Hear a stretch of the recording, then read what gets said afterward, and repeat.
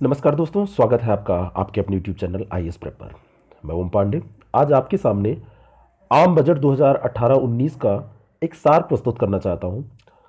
मैंने बहुत जगह मटेरियल देखा, बहुत सारे साइट्स पे इधर उधर कलेक्ट करने की कोशिश की, लेकिन सबसे अच्छा जो लगा जहां से प्रश्न बन सकते हैं, चाहे वो यूपीएससी आप दे रहे हो, चाहे आप कोई भी पीएससी दे रहे हो, इवन आप एसएससी भी दे रहे हो, तो यूपीएससी पीएससी एसएससी जहां भी प्रश्न बनते हैं तो जो प्रश्न बनाने वाले लोग होते हैं, जो प्रोफेसर्स बनाते हैं, जो पैनल होता है, वो लोग किसी बाजारू सामग्री का उपयोग नहीं करते हैं। वो लोग अधिकतर गवर्नमेंट साइट का उपयोग करते हैं या फिर ऐसी चीज़ों का जो गवर्नमेंट के जरिए के द्वारा जारी की जाती हैं। तो ऐसे में हमको लगा कि जो पीआईबी की साइट पे जो सार दिया हुआ है उससे अच्छा हमारे लिए कुछ नहीं हो सकता है। उसी को लेकर आपके सामने मैं प्रस्तुत हूँ। और इसमें जो भी चीज़ें हैं वो मान के चलिए कि बजट के लिए जो प्रश्न बनने वाले हैं उनके लिए रामबाण है। आइए देख लेते हैं। यहाँ पर हम सेलेक्टिव होकर देखेंगे, लगभग सारी चीज़ें इंपॉर्टेंट ही हैं। वीडियो लंबा अगर होगा तो आप परेशान मत होइएगा, इसको एक बार देख के नोट कर लीजिएगा, पढ़ लीजिएगा। ये आपको साइट पे अवेलेबल भी है, वहाँ से डाउनलोड कर सकते हैं। कहेंगे तो हम इसको प्रोवाइड भी करवा देंगे ग्रुप पे। तो आइए देखते हैं। सबसे पहली बात है कि बजट 1 फरवरी 2018 को प्रस्तुत हुआ। ये डेट भी इंपॉर्टेंट है क्योंकि ये परिवर्तन है अभी पिछले वर्षों से। तो पिछले वर्ष से ये जो परिवर्तन हुआ है, क्योंकि पहले बजट जो पेश होता था वो फरवरी के लास्ट में पेश होता था, तो ये डेट याद रखिएगा। केंद्रीय वित्त एवं कारपोरेट मामले के मंत्री अरुण जेटली, वित्त मंत्री ही प्रस्तुत करते हैं, है ना। इन्होंने जब बजट पेश किया तो कहा कि सरकार विनिर्माण सेवाओं और निर्यातों के क्षेत्र में 8% से अधिक की आर्थिक वृद्धि दर प्राप्त करने के लिए वचनबद्ध है। तो ये याद रखिएगा, वचनबद्धता कितने प्रतिशत की, तो 8% की। 17-18 की दूसरी तिमाही में एकल घरेलू उत्पाद की 6.3% की वृद्धि दर ने अर्थव्यवस्था में महत्वपूर्ण बदलाव आने के संकेत दिए हैं। तो ये दूसरी तिमाही में सकल घरेलू उत्पाद की 6.3% की वृद्धि दर, कभी कभी आप देखते हैं कि प्रश्न पत्र में ऐसे पूछ लेता है तो आपको लगता है बड़ा फैक्चुअल है, ये ऐसे ही दस्तावेजों से पूछता है। तो 17-18 की दूसरी तिमाही में 6.3% की वृद्धि दर, ये ऐसा संकेत मिल रहा है। वित्त वर्ष की दूसरी छमाही, अब ये दूसरी छमाही की बात हो रही है, में सकल घरेलू उत्पाद में 7.2% से 7.5% के बीच वृद्धि होने की संभावना है। तो ये सारे जो फैक्ट हैं ये बहुत इंपॉर्टेंट है किसी भी परीक्षा के लिए। आगे अगर हम बात करें तो भारतीय समाज और अर्थव्यवस्था ने बुनियादी सुधारों के साथ उल्लेखनीय प्रगति की है, ऐसा कहा हमारे वित्त मंत्री ने। उन्होंने कहा कि अंतर्राष्ट्रीय मुद्रा कोष, यानी जिसको हम आईएमएफ कहते हैं, इसने अभी हाल ही में एक रिपोर्ट जारी की है जिसमें अनुमान लगाया है कि आगामी वर्ष के दौरान भारत की विकास दर 7.4% होगी। तो आपसे एक प्रश्न पूछा जाता है, आईएमएफ के हिसाब से क्या अनुमान लगाया गया है भारतीय अर्थव्यवस्था के बारे में विकास दर को लेकर, तो 7.4%। याद रखिएगा, देश 8% से अधिक की उच्च विकास दर को प्राप्त करने के पथ पर मजबूती से आगे बढ़ रहा है। खैर, ये तो आशा है कि ऐसा होना चाहिए। विनिर्माण क्षेत्र में भी विकास तीव्रता के साथ आगे बढ़ते हुए 8% से अधिक की उच्च दर से वृद्धि कर रहा है। विनिर्माण क्षेत्र में भी ऐसे ही 8% से अधिक की। 2017-18 के निर्यात में 15% की दर से वृद्धि होने का अनुमान है। तो ये भी अनुमान आपसे पूछा जा सकता है। आगे हम बात करें तो जेटली साहब ने कहा कि 4 वर्ष पूर्व सरकार ने भारत के लोगों को एक ईमानदार, स्वच्छ और पारदर्शी सरकार देने का वचन किया था। खैर, ये सरकार की बातें हैं और अपनी तारीफ सब लोग करते हैं। एक ऐसे नेतृत्व का वादा किया था जो कठिन निर्णयों को कम करने में और भारत की अर्थव्यवस्था में विश्वास को बहाल करने में सक्षम हो। जेटली साहब कह रहे हैं कि प्रधानमंत्री श्री नरेंद्र मोदी के नेतृत्व में सरकार ने अनेक बुनियादी संरचनात्मक सुधारों को न सिर्फ कार्यान्वित किया, बल्कि देश में गरीबी को कम करने, आधारभूत सुविधाओं के सृजन में गति लाने और एक मजबूत आत्मविश्वास से परिपूर्ण नव भारत देना इनका जो वचन था इन्होंने किया था। फिर आगे बात करें तो इन्होंने, देखिए, ये जो बजट रहा है इस पर चर्चा भी कई हो रही है कि ये किसानों, गरीब वर्ग के लोगों और समाज के अन्य तबकों के संरचनात्मक बदलाव एवं अर्थव्यवस्था की उच्च विकास दर के लाभ को उन तक पहुंचाने तथा देश के अल्प विकसित क्षेत्रों के उत्थान के लिए अनेक कार्यक्रमों का शुभारंभ इसमें किया गया है। जब आप ऐसे कभी लिखें और खास करके सरकारी नीतियों पे लिख रहे हो या भारत की अर्थव्यवस्था से रिलेटेड कोई निबंध हो, ऐसे हो, तो वहाँ पर आप ऐसी पंक्तियों का उपयोग कर सकते हैं। देखिए, यहाँ उद्देश्य है केवल फैक्ट इकट्ठा करना नहीं है, आपके दिमाग में एक ऐसी समझ बैठ जाए कि आप उसका उपयोग कहीं भी कर सकें।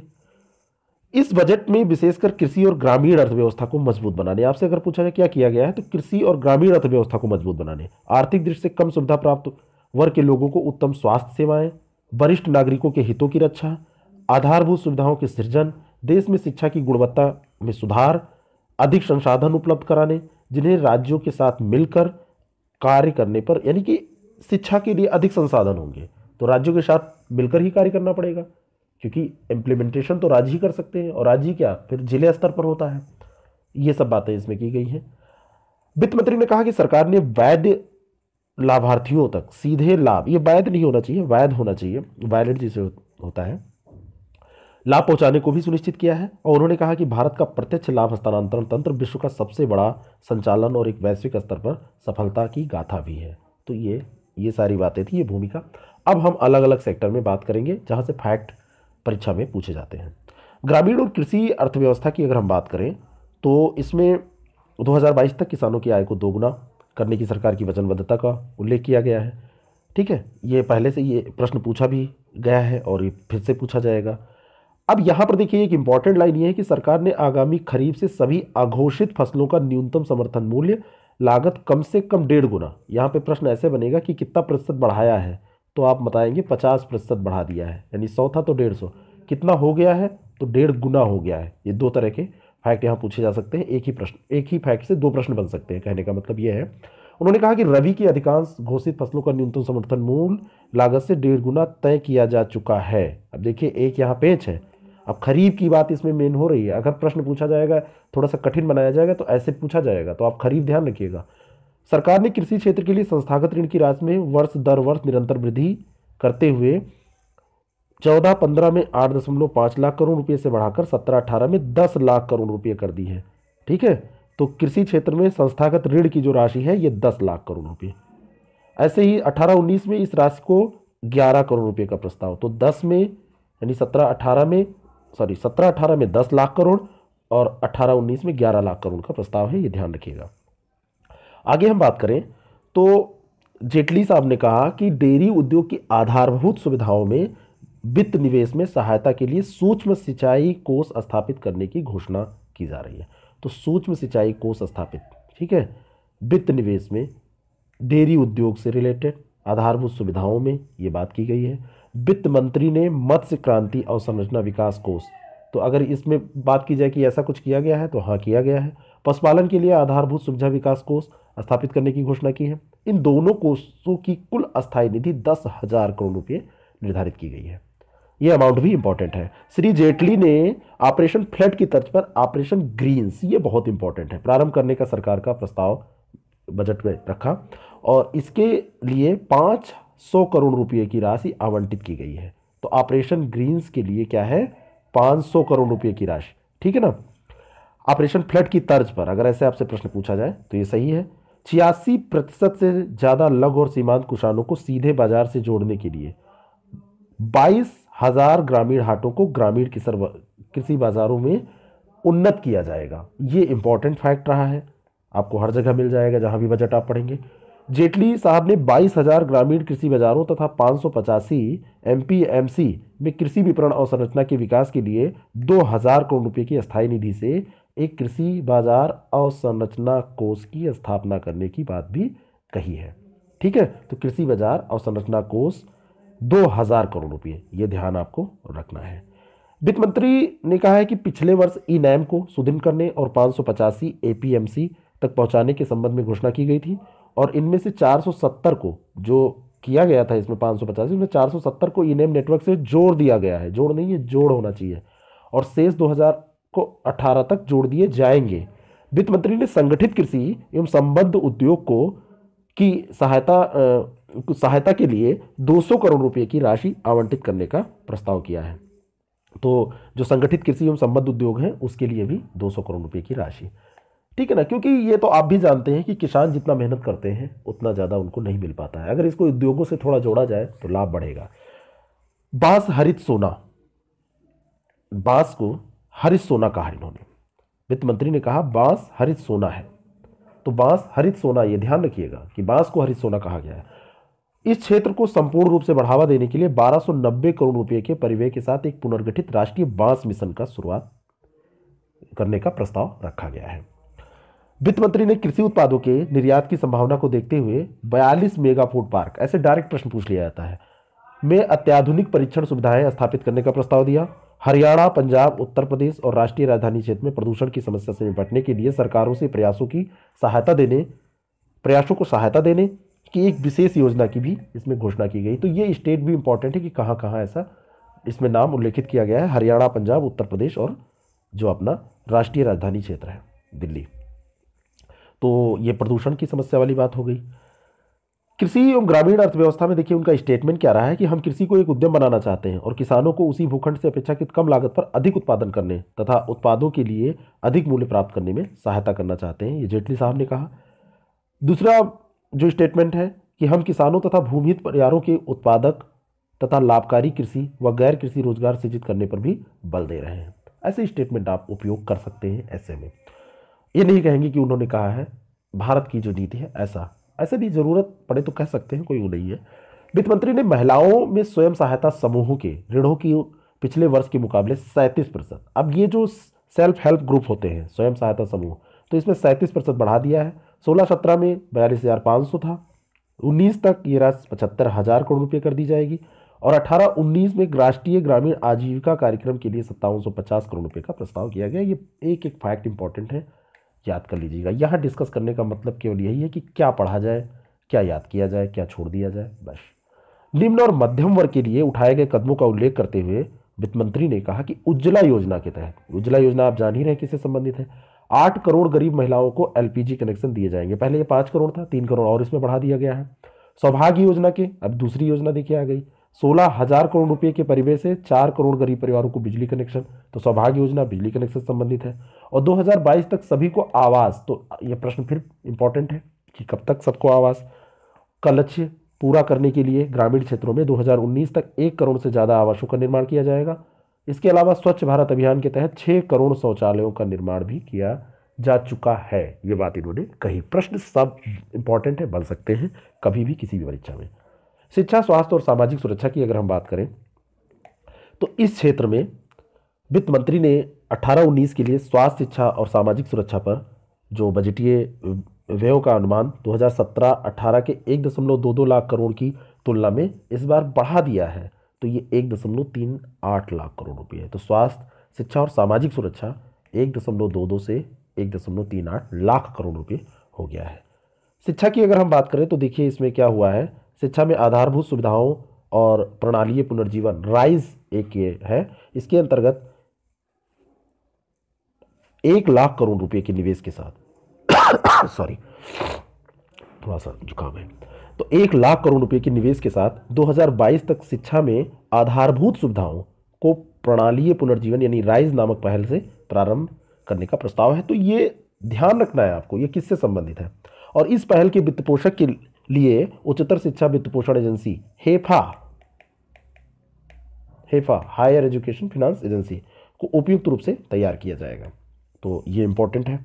शिक्षा के क्षेत्र में वर्ष 2022 तक खेल और कौशल विकास में प्रशिक्षण प्रदान करने के अलावा 50% से ज़्यादा की अनुसूचित जनजाति आबादी वाले प्रत्येक ब्लॉक में एकलव्य मॉडल आवासीय विद्यालय की स्थापना की घोषणा की गई है।